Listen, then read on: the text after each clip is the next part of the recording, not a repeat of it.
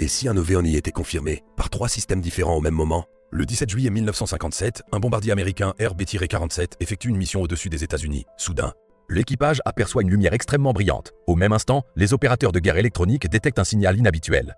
Quelques secondes plus tard, les stations radar au sol confirment elles aussi la présence d'un objet. Pendant plusieurs minutes, les 3 systèmes suivent le phénomène. Lorsque le bombardier change de cap, l'objet semble réagir. Il modifie lui aussi sa trajectoire. Puis, sans aucune explication, les signaux disparaissent, en même temps. Et si un pilote de chasse devenait lui-même la cible? Nous sommes en août 1956, au-dessus de Lakenheath, en Angleterre. Des opérateurs radars détectent un objet inconnu. Quelques instants plus tard, les contrôleurs décident d'envoyer un avion de chasse pour l'intercepter. Le pilote s'approche, mais l'objet ne fuit pas. Au contraire, selon le rapport Cometa, il se place derrière le chasseur. Le pilote accélère. L'objet reste derrière lui. Il change brutalement de direction. L'objet reproduit exactement la même manœuvre.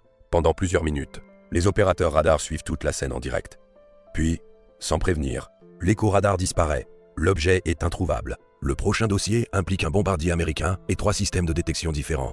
Comment un objet de près de 250 mètres peut-il disparaître en quelques secondes? Le 28 janvier 1994, le vol Air France 3532 traverse tranquillement le ciel français.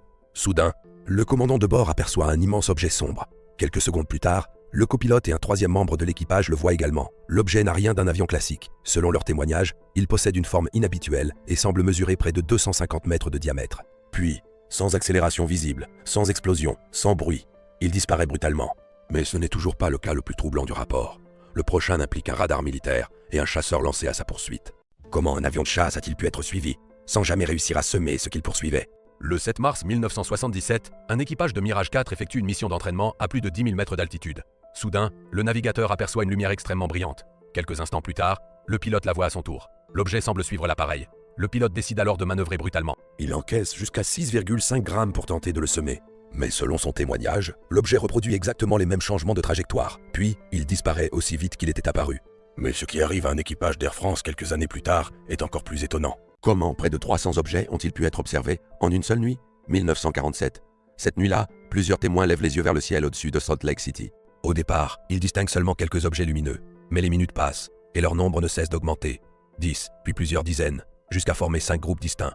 Selon leurs témoignages, chaque groupe compte entre 35 et 60 objets. Si cette estimation est exacte, cela représenterait près de 300 objets observés au cours de la même nuit.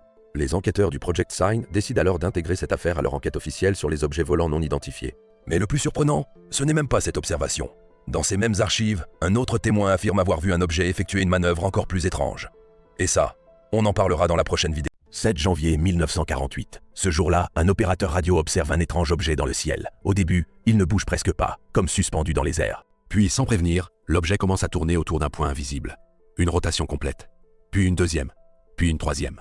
Selon le témoin, chaque rotation dure entre 30 et 40 secondes. Une fois ce mouvement terminé, l'objet se déplace vers une autre position et recommence exactement le même comportement.